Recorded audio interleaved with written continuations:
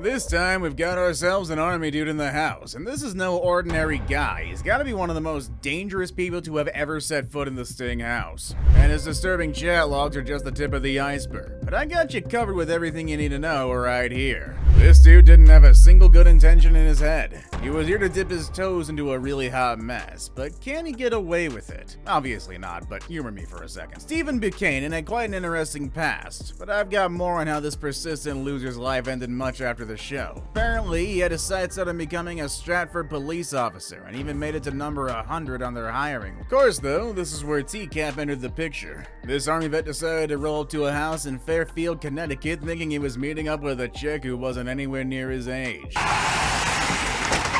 I'm sorry, don't come any further, please. And guess what? Dude had some crazy ideas going inside of his head, and his chat exchange was totally off the charts. See, Buchanan didn't hold back from going into detailing some rather explicit stuff, and while doing so, he shared a string of hot and steamy texts. And when I say steamy, I'm talking about certain positions, described in great detail, with all the hows, wheres of getting things done, and even threw in some cheesy details about a nasty shower scene. Ew. Though it only gets worse. Turns out he had a little video up his sleeve, and I'm sure you can guess what kind. Well, of course, the setup wasn't exactly looking forward to meeting up with him. You see, this guy wasn't just targeting one person, and of course, it wasn't his first time either. Buchanan had been previously caught trying to solicit someone else who was also not fitting his age preference. Seriously, as an army vet, you would think he'd have better judgment, but nope, his actions were just plain revolting. So when Buchanan rolled up to the Sting house, our setup confessed that she was kinda hesitant about letting him in the first place, cause, well, the dude wouldn't shut up about packing some major heat.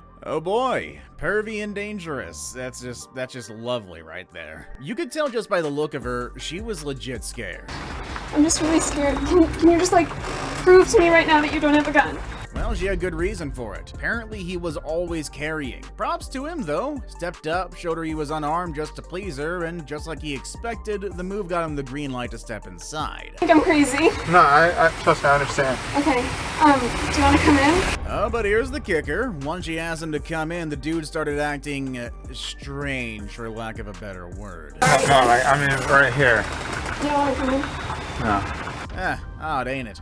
What was his deal really? Come all this way just to stand at the door? Well, Buchanan wasn't just suspicious, he was very cautious. Anybody else would have probably jumped at the opportunity to walk right in. But nope, not this guy. Be weird about just, piecing it out of here right now. I could come right there and chat. I'm not coming in. Yeah. Instead, he suggested they hop in his car so we could give her a tour of Fairfield. Seriously, dude? T2, exit parking lot, inside of the garage. Are you serious? I'm serious. Would you like that? For those of you wondering what he was up to, this viewer here made his intentions clear. He literally asked, what if I took you to an empty parking lot and taught you to drive? I think that pretty much sums up his intentions. Yeah, he actually said that. He simply wanted to scoot off with her to some lonely place on a dark and stormy night. But hold on, turns out he's got more ideas in store, and they're even better than that last one. When the setup denied his offer and gave him a cold shoulder, he wasn't taking no for an answer.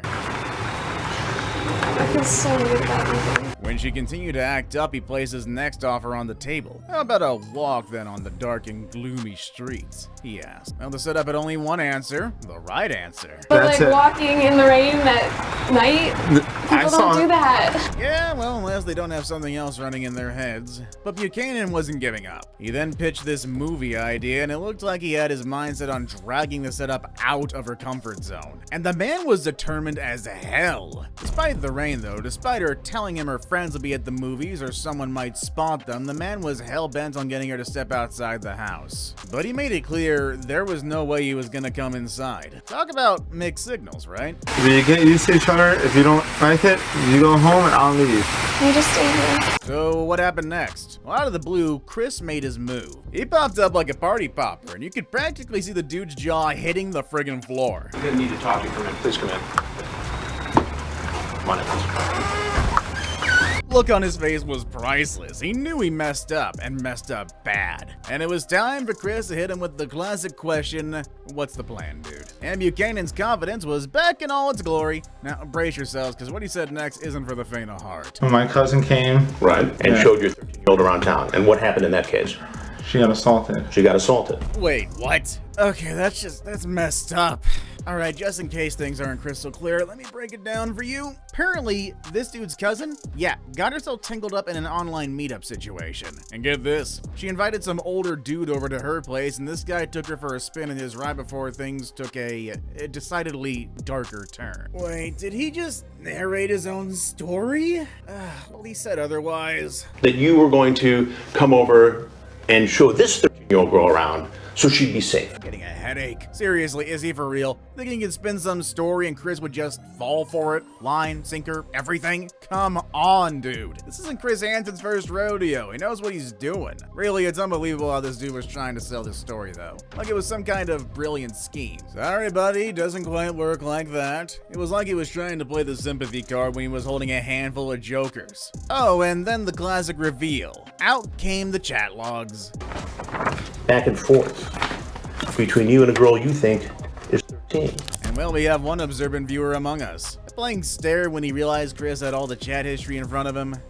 Priceless. Remember I told you guys about the shower scene earlier? Well, this is what he meant to do. I'm gonna pick you up and put you against the shower wall. Yeah, sorry guys. YouTube's gonna be on my case if I reveal more of that, so use your imaginations, Google it. Anywho, Chris was on a roll as he continued to read the chats, and Buchanan's head drooped lower and lower. Can you believe that he actually suggested they go all the way and then Skype the whole thing to her ex-boyfriend? Actually, wait, who does that? What? Either way, remember his whole spiel about protecting her? Yeah, that's out the window now. Now that doesn't exactly back up your story about being the protector of Fairfield County, Connecticut, does it? You see, Chris had the receipts, and he was not afraid to use them. No, sir. But what am I to make of this? And what did Buchanan have to say in his defense? There's a horrible lapse in judgment. A horrible lapse in judgment. Yeah, that's it. Plain and simple. Seriously, the audacity. We all know you had plenty of chances to do the right thing, yet here we are. And guess what Chris did next, though? Well, he reminded Buchanan about his actual age, something he conveniently forgot in his attempt to pull off this nonsense. How old are you? 27. 27. And then came the million-dollar question. What did this guy do for a living? I was a truck driver. Truck driver. And you were in the military before that? Yes. Yeah, he was doing maintenance for a cable TV company and driving trucks for the National Guard. Chris then went on for the hard-hitting questions. What the heck was this guy's real game plan for showing up at the house, and what was he aiming to do? Now, he obviously didn't have a direct answer. Shocker, right? What he actually revealed definitely is, though. I haven't been the same since I deployed to Iraq. What kind of excuse is that? Well, apparently he'd seen some heavy stuff going down and it totally messed with his head, man. Chris was buying none of it, though. Chimed in acknowledging that he was aware of the guy's struggles, but it's not like he was the only one facing them, and facing them in a much worse way than other people were. Look, I get it. War zones are no joke. We're having kind of a weird one right now as well, but it doesn't give him a free pass to engage in such messed up behavior. Seriously, if he knew he was dealing with PTSD or whatever the heck he has, he should have gone to therapy instead of, showing up at the Sting House for bad stuff. Seriously, I have PTSD. Go to therapy or something. Just find something to make you happy. That's legal. Sure, empathy for the struggles, but a total lack of sympathy for the wrong choices that he made.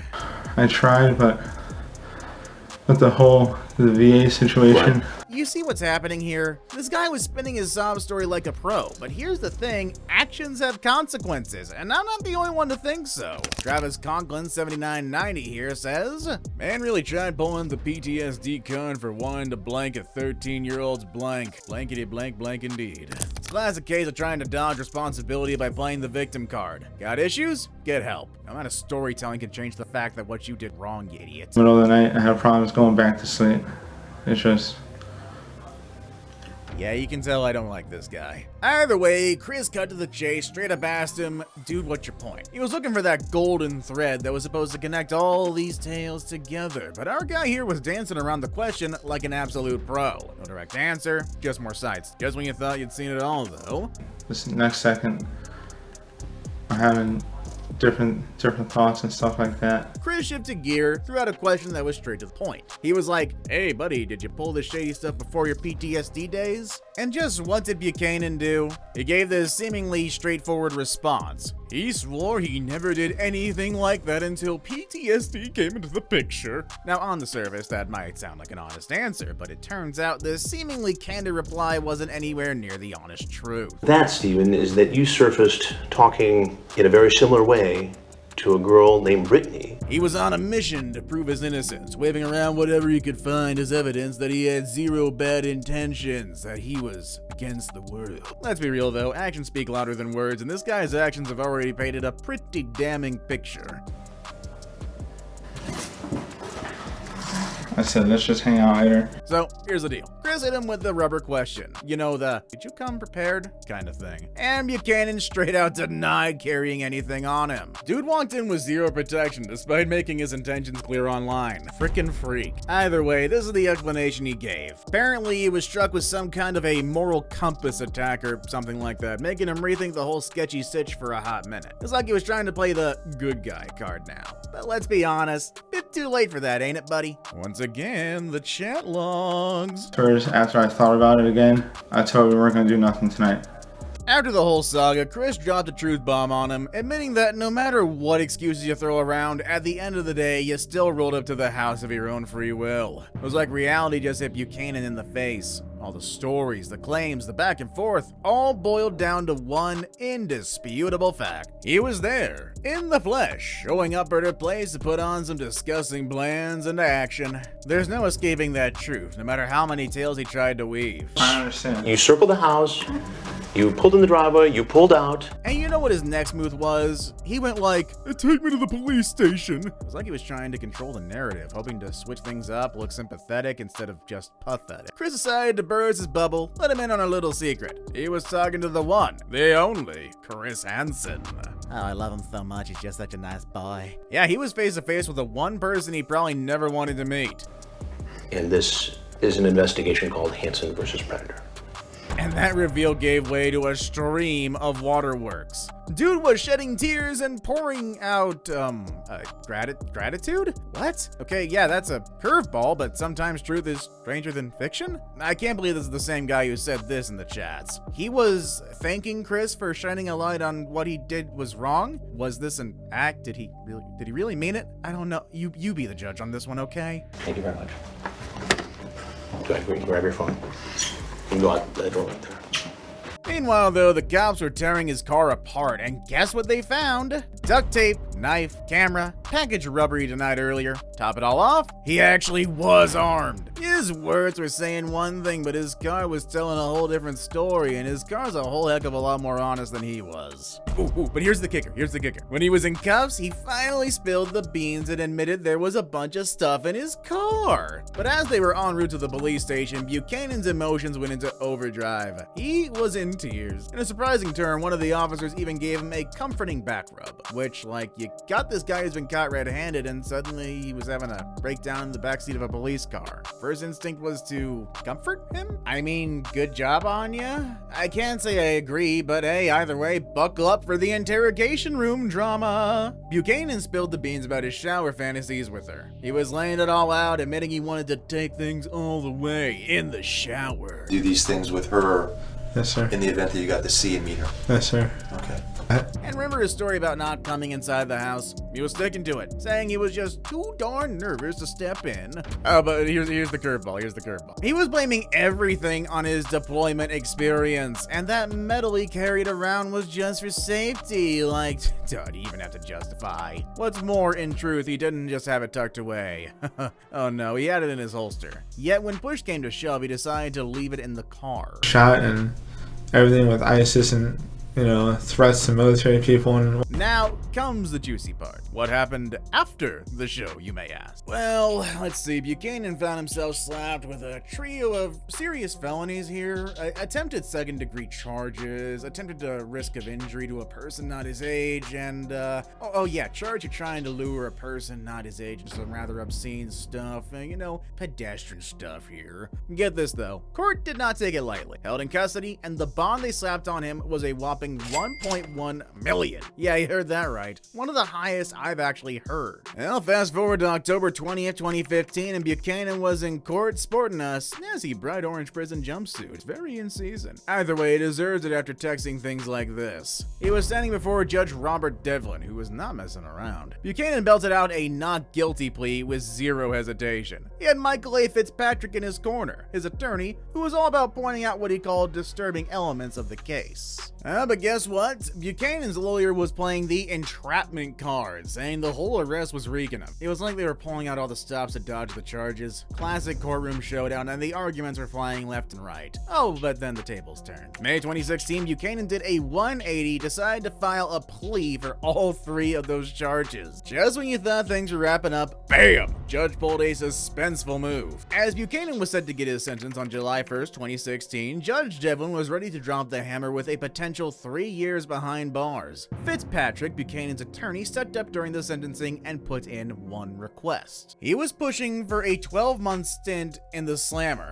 Damn, you ask me, dude deserved a lifetime. Here's the kicker though. He was arguing that his client didn't need prison time, but rather he needed treatment. You heard that right. Remember the PTSD card they played earlier? Well, the attorney was trying to shift the narrative, claiming that the two people Buchanan interacted with online provided some sort of attention he lacked in his life. And wait for it, there's another player in this drama. Bill O'Brien, the athletic director at the Sterling House in Stratford where Buchanan worked. He came in and chimed in. You see, O'Brien was playing the compassion card, mentioning that Buchanan had already paid a big price, losing his job, his girlfriend, his dignity if he had any actually. Either way, he was painting Buchanan as this guy who just needed help. But Buchanan wasn't backing down. He was going full throttle on the PTSD defense, claiming that his actions were fueled by his struggle. He was trying to reframe the narrative, saying that getting busted opened his eyes to a new outlook on life, bro. Apparently he had a newfound calling to help fellow soldiers dealing with similar issues. Courtroom was buzzing, emotions were high, even Buchanan himself thanked the detectives who arrested him, claiming they saved his life. I'm getting so many weird directions from this case, I'm getting a headache. It was like a roller coaster of sentiments with everyone trying to sway the judge's decision. Now, let's talk about the judge. Devlin had the final say, wasn't holding back. He acknowledged Buchanan's service to the country, but he didn't let that overshadow the fact that he was trying to groom two individuals, specifically one's not his age. Devlin handed down the verdict. 8 years in the slammer, 3 years stint before any chance of suspension, and that's not all, 10 years of probation, and 10 years on the offender's registry. And then there's the aftermath. January 2019 rolled around and Buchanan walked out of prison a free man. Man, did I skip a page in this? Either way, don't get it twisted. He's still on the registry, which will hang over his head until 2029. So in the meantime, what's the scoop on Buchanan now? Well, as of 2022, Chris Hansen on his Predators I've Caught podcast went on a mission. He tracked down Buchanan and managed to get a hold of a number associated with him. Guess what? When Chris made the call, the voice on the other end was familiar, but not quite Buchanan. It was his father. Surprise! Here's the deal. Buchanan had apparently taken up residence with his folks. Oh, and when his dad got wind of Chris being on the line, it was like he knew what was up. Straight up asked if it was Chris, and when Hansen confirmed the dad wasn't wasting time with pleasantries, he was upfront, telling Hansen that Steven had moved on with his life, focus on the future, wanted to put everything behind him. It was sort of like a parental intervention in reverse, right? Usually you'd expect the parent to defend their kid, but in this case, Buchanan's dad made it crystal clear that his son was not interested in revisiting the past. And in the politest but firmest way possible, he asked Chris to back off and not make any more calls. You know what? Chris respected the request and agreed to lay off. Truth be told, that call could have gone a lot worse. Oh, but here's a tidbit that'll send shivers down your spine. Turns out Buchanan's got another dark mark on his record. He is the second suspect tied to a disturbing theory of plotting a murder after his failed escapade. Yeah, it's like the story just keeps getting more twisted with every layer you peel back. Oh, and fans of the show weren't going easy on him either. One viewer commented, "This blank was in headquarters platoon and was assigned to my cruise tank as a mechanic, and I can attest that this lying blank has never seen combat. Never even went outside the wire fire once. Spent his whole deployment changing motor oil, playing video games in the MWR. When I first saw him on this show, I just about spit out my drink when I heard him use the PTSD excuse. I was so pissed. Another viewer revealed something else disturbing. He was in my battalion, assigned to my tank as a mechanic. I always thought he had a very awkward demeanor. Ran into him into a nightclub one night a few miles outside Fort Hood. Dressed in dirty jeans, had on that same blue hoodie he was wearing when he got caught. He had absolutely no game, just a weirdo. Oh, I totally agree. Weirdo of the highest order. Seriously, it's like a wake-up call. A reminder to stay alert, cause you never know who's lurking. And hey, you enjoyed what you saw? Do me a favor. A like button, a satisfying tap, smash that subscribe button, turn on those post notifications, and believe me, you won't want to miss the heart-pounding content I got coming your way. See you all next time.